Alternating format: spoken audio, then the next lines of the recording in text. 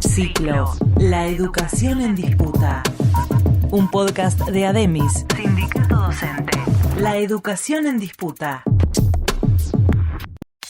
Desde mediados del siglo XX, los organismos internacionales han tenido una incidencia creciente en la definición de políticas públicas en América Latina. Su influencia se ejerce a través de diversos mecanismos, por ejemplo, líneas de financiamiento y condicionamiento explícito de políticas. En este episodio, comenzamos a aproximarnos al análisis de algunas de estas aristas de este tema tan importante.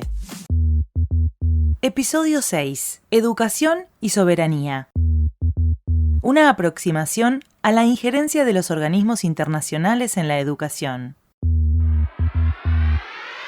¿Para qué impulsan políticas educativas los organismos internacionales? ¿Qué objetivos se plantean? ¿Qué es lo que está en disputa? Para analizarlo, entrevistamos a Betania Oreja Cerruti, docente de Política Educacional de la Universidad de Luján. En los últimos 40 años, los organismos internacionales han tenido una incidencia creciente en la definición de políticas públicas en América Latina. En materia educativa es usual distinguir entre aquellos organismos que actúan como agencias de cooperación técnica, así se plantea, como la UNESCO, de los organismos cuya acción principal es el financiamiento, ¿no? Como por ejemplo el Banco Mundial y el BID. De todas maneras, estos últimos, además de financiar préstamos, vienen realizando recomendaciones de políticas desde hace años. En el caso del Banco Mundial, por ejemplo, es de los 80. Más tarde se sumó también la acción de organismos como la OCDE, la Organización para la Cooperación y el Desarrollo Económico, que es la que lleva adelante las pruebas PISA con sus rankings y los informes que se denominan Panorama de la Educación. Muchas veces se suele asociar a los organismos al condicionamiento explícito de políticas para acceder a líneas de financiamiento, ¿no? El ejemplo más claro son los préstamos de ajuste estructural que otorga el Fondo Monetario Internacional y el Banco Mundial también desde los 80 para que los países endeudados pudieran renegociar su deuda y acceder y seguir pagando, ¿no? Como sabemos por la historia de la Argentina, esos grandes préstamos se otorgaron y se siguen otorgando a condición de realizar profundas reformas en el sector público. Entonces, más allá de este mecanismo de condicionamiento explícito que podemos reconocer a lo largo de la historia de los organismos y también con diferencias en relación a la historia de cada organismo y a sus características, hay otra serie de mecanismos que también llevan adelante los organismos que tienen que ver con, por ejemplo, definir la agenda de temas de las políticas públicas, determinados diagnósticos que realizan sobre los problemas, cómo deben ser abordados esos problemas, qué prioridades hay que establecer, cuáles son los enfoques, ¿no? La orientación en las políticas públicas. En ese sentido hay toda una acción profusa de los organismos que a través de lo que se presenta como los expertos en determinados temas desarrollan estrategias basadas en el consenso y en la negociación, no solo en la imposición de políticas hacia los países. Creo que plantear la cuestión de los organismos versus los intereses nacionales o la soberanía nacional supondría una discusión más profunda que es imposible realizar en estos breves minutos. Solo sí dejar planteados algunos elementos de esta discusión. Está claro que hay relaciones de poder entre los estados y que los países más ricos son los que tienen mayor poder de decisión en los organismos, ¿no? Esto se ve claro en el Banco Mundial, donde el poder de voto de cada país está en relación al capital invertido.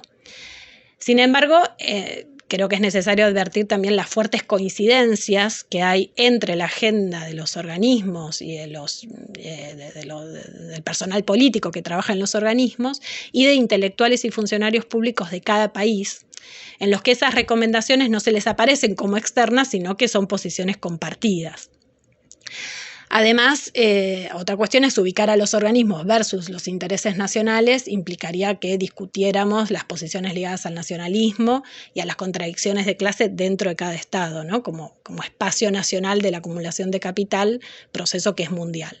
Son varias las investigaciones que analizan cómo la intervención de los organismos en el área de educación responde a una doble estrategia. Por un lado, constituye un pilar de la política social, pensando a la educación como herramienta para garantizar el orden social vigente. Por otro lado, forma parte de una política económica interesada en la mejora de la productividad y en resolver las necesidades del capital en cuanto a requerimientos de mano de obra. En tercer lugar, como entidades financieras, tanto el Banco Mundial como el Banco Interamericano de Desarrollo han cumplido un papel central en la valorización financiera de las entidades. Los millones de dólares otorgados a través de préstamos a los países de América Latina han sido devueltos con intereses, incrementando las arcas de estos organismos internacionales, promoviendo también la expansión de sus equipos técnicos y de consultorías privadas. La formación de una fuerza de trabajo productiva es uno de los objetivos centrales declarados de ambos bancos. En los 90, impulsó fuertemente la necesidad de reformar los sistemas educativos de manera de incrementar la productividad de los pobres, adecuar la formación a las características de empleo flexibles y atender la demanda de trabajadores adaptables. Esto se ha expresado en los últimos años como la educación en competencias laborales. Respecto de las recomendaciones o las orientaciones de los organismos, más allá de los matices para la educación, si hay un elemento central que uno puede identificar es esta idea de que se sostiene que la educación es el factor central de superación de la pobreza, donde se establece una relación simplificada y muy directa entre educación y desarrollo, invirtiendo y omitiendo cuáles son las explicaciones verdaderas respecto de las causas de la pobreza en los países de América Latina y en el capitalismo en general. En ese sentido, la educación aparece como una llave mágica que resolvería los problemas de la pobreza de los individuos y de los estados. En general, toda la mayor parte, el interés central de los organismos respecto a la educación tiene que ver con que los estados nacionales cuenten con trabajadores y ciudadanos productivos, así se plantea, ¿no? Especialmente hay un interés en el aumento de la productividad por parte de los trabajadores y en ese sentido es que interesa la educación desde el nivel inicial, desde el nacimiento hasta la vejez y como sabemos el aumento de la productividad de los trabajadores en el capitalismo no es más que la intensificación de los mecanismos de explotación. Bueno, habría mucho más para plantear, solamente agregar esta fuerte responsabilidad que suelen plantear los organismos, también generalizando en relación a ellos, entre la fuerte responsabilidad que plantean en relación a que son los docentes, que somos los docentes, el obstáculo central en relación a la mejora de la educación y que la forma de superar los problemas de la educación está centrada en conseguir docentes más comprometidos e incentivados y para eso, desde hace años que vienen planteando la idea de establecer incentivos salariales por mérito, ¿no? Para lograr docentes comprometidos, entre otras cuestiones que nos implicarían más tiempo. Frente a los diagnósticos y recomendaciones de los organismos, considero sí que es central que desde la docencia podamos generar espacios para pensar en los problemas que tiene la educación de la clase trabajadora en Argentina y qué luchas debemos fortalecer e impulsar para enfrentarlos.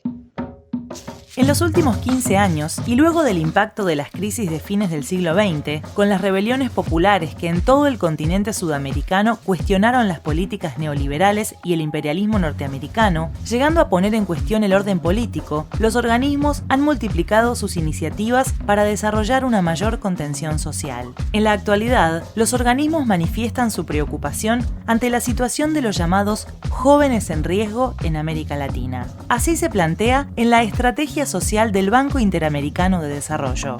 Hacer frente a las dificultades que enfrenta la juventud es fundamental para incrementar la productividad y reducir la pobreza y los niveles de violencia inusualmente elevados y la inseguridad ciudadana en América Latina y el Caribe. La retención escolar es una prioridad importante, a la luz del mayor costo que suponen las actividades educativas correctivas. La extensión de la jornada escolar ha arrojado resultados prometedores en la reducción de las tasas de delincuencia y embarazo juveniles.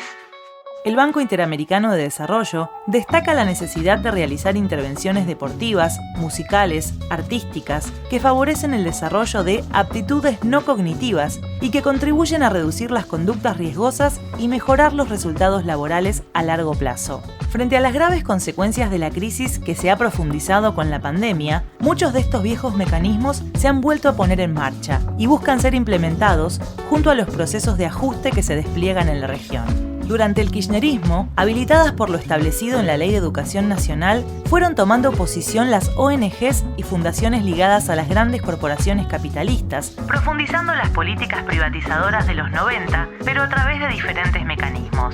En el caso de las universidades, por ejemplo, subsumiendo los proyectos de investigación a los intereses empresariales. Monsanto, digitando qué se investiga en las facultades de agronomía, y el Banco Santander, interviniendo en los campus de las universidades de toda América Latina, han sido dos de los más resonados casos que evidenciaron esta injerencia. Durante la gestión macrista, se intensificaron los procesos de privatización en distintas zonas del sistema, fluyeron los convenios con fundaciones nacionales e internacionales, desde Argentinos por la Educación, una ONG de CEOs, hasta la Fundación Barkey, del multibillonario Sunny Barkey, propietario de centenares de escuelas públicas y privadas en todo el mundo, y un fuerte lazo con la UNESCO para capacitar docentes a nivel mundial. Los ministros del actual gobierno, lejos de una política que apunte a desarrollar la soberanía en términos educativos, continúan con políticas que profundizan las relaciones con los organismos multilaterales que imponen un modelo pedagógico de dependencia. A los acuerdos firmados con la Fundación Open Society del magnate especulador George Soros y el proyecto Program On, llevado a cabo por la corporación Coca-Cola junto a la ONG Chicos.net, hay que agregar Generación Única, un proyecto impulsado por UNICEF que imprime claramente la inclusión del empresariado en las cuestiones educativas. Una larga lista de personalidades que poco tienen que ver con la docencia y el trabajo escolar toma decisiones sobre capacitación docente y los problemas educativos, postulando soluciones que suponen la venta de sus productos a gran escala. Lo que continúa es el proceso de tercerización que incluye no solo un modelo pedagógico instrumental que tiene que ver con la productividad y el mercado, sino también un proceso de experimentación constante en el que las empresas hacen docencia, capacitan y, por supuesto, definen el marco de pensamiento, es decir, son hacedoras de formación ideológica. Una de las formas que buscan legitimar estas políticas es el desarrollo de evaluaciones externas y estandarizadas. Darío Valvidares, profesor y licenciado en letras, investigador de política educativa, analiza el impacto de estas evaluaciones en los sistemas públicos de educación y cómo en la actualidad, en nuestro país, la educación está puesta al servicio del mundo corporativo. No podemos seguir teniendo ministros que, frente a resultados de pruebas estandarizadas tomadas por organismos internacionales, la última que se conoció de la UNESCO 2019, traten de explicar o por qué el 50% de los chicos no comprende lo que lee, cuando esos instrumentos son de dudosa validación y ya están puestos entre paréntesis en muchos países del mundo. Incluso aquí ya tiene una mirada crítica, por suerte, un sector de la Universidad Pedagógica Nacional. Bueno, si empezamos a mirar lo que hay que criticar, es justamente por qué seguir con las políticas coloniales de los organismos internacionales. Me estoy refiriendo concretamente a la OCDE, es decir, a la Organización de Cooperación para el Desarrollo Económico, con sus famosas pruebas PISA, y también al gran negocio de las pruebas PISA, y también a las pruebas TERCE de la UNESCO, por ejemplo, y todo el andamiaje de apoyo del Banco Mundial para los aprendizajes mensurables. Que justamente, y no es casualidad, que aquí las pruebas se llamen Aprender y justamente respondan al documento Aprender del Banco Mundial. Y esto significa seguir al servicio de estos grandes organismos coloniales, casi todas una especie de modernas oficinas de Indias, pero que continúan con sus metodologías obsoletas, que no hacen más que mellar los sistemas públicos de educación, incluso hasta disolviendo los ministerios. No es ya creíble la existencia de ministerios de educación a nivel nacional con un sistema absolutamente fragmentado y, peor aún, que no se dé el debate sobre un proceso de renacionalización e innovación, ya que les gusta tanto la palabrita, donde los docentes sean aquellos que organicen el sistema educativo. Claro, el problema es que ya no se habla de educación. El propio Banco Mundial desplazó a la noción de aprendizaje simplemente, lo que era educación integral. ¿Por qué pasa esto? Porque hay que seguir poniendo la educación al servicio del mundo corporativo. Esta discusión todavía no aparece. En relación con la educación superior, durante la década del 90, el Banco Mundial identifica que una barrera fuerte al proyecto mercantil es la politización de las universidades latinoamericanas. Por ello, desde el organismo se impulsan políticas que apunten a debilitar y desarticular la relación docente-estudiante. Para lograrlo, uno de los elementos es la incorporación de tecnología, con el objetivo de disminuir la politización, afectando el poder profesoral en su vínculo con los estudiantes. Y esto se aplica también para los institutos de formación docente. El blanco a donde apunta fundamentalmente esta tendencia global es a la figura del docente, impulsando la flexibilización y precarización, deslegitimando su trabajo, promoviendo la incorporación de tareas administrativas y no pedagógicas, todo lo cual pretende ser reemplazado con plataformas virtuales compradas a las empresas asociadas a esos mismos organismos y promoviendo espacios educativos sin docentes. De allí que se impulsen reformas que tienen como objetivo fortalecer los órganos de conducción en clave empresarial, con directivos que respondan a las lógicas de mercado y que garanticen el disciplinamiento del personal docente. En este escenario, se hace necesario que desde toda la comunidad educativa profundicemos en el conocimiento de estas políticas y sus consecuencias para poder comprender por qué se impulsan determinadas reformas y medidas y poder defender e impulsar una educación emancipadora que ponga en cuestión la desigualdad educativa y social que atravesamos y combatir la injerencia de estos organismos que en nada representan los intereses populares. El interés central de los organismos respecto a la educación tiene que ver con que los estados nacionales cuenten con trabajadores y ciudadanos productivos, así se plantea, ¿no? Especialmente hay un interés en el aumento de la productividad por parte de los trabajadores, y en ese sentido es que interesa la educación desde el nivel inicial, desde el nacimiento hasta la vejez, y como sabemos el aumento de la productividad de los trabajadores en el capitalismo no es más que la intensificación de los mecanismos de explotación. Bueno, habría mucho más para plantear.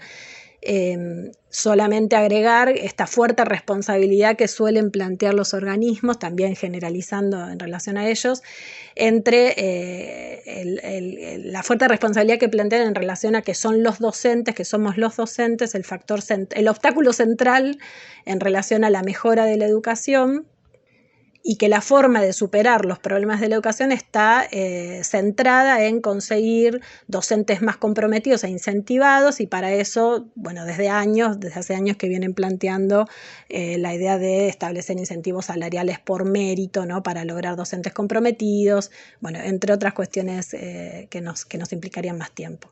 Frente a los diagnósticos y recomendaciones de los organismos, considero sí que es central que desde la docencia podamos generar espacios para pensar en los problemas que tiene la educación de la clase trabajadora en Argentina y qué luchas debemos fortalecer e impulsar para enfrentarlos.